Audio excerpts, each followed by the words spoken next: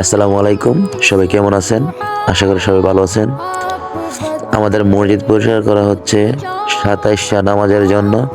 সবাই আমাদের জন্য দোয়া করবেন, আমরা যাতে এই ভালো কাজটি সবসময় করে যেতে পারি। আমাদের সংগঠনের সবার জন্য দোয়া করবেন, আমরা যাতে ভালো কাজটি সবসময় করে যেতে পারি। আমাদের সংগঠন থেকে অনেক কিছু দেওয়া হয়েছে ঈদ উপলক্ষে। সবাই আমাদের জন্য দোয়া করবেন, আমরা যাতে গরিব দুঃখী মানুষের পাশে থাকতে পারি। সুন্নাতুল বাড়ির যুব সংগঠনের সদস্যদেরকে আন্তরিক শুভেচ্ছা ও অভিনন্দন। তাদের সুপরামর্শ দিয়ে আমরা এই কাজটি করে যেতে পারছি।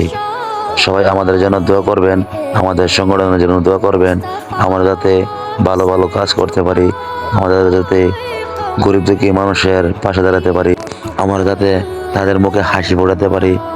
সবাই আমাদের জন্য দোয়া করবেন।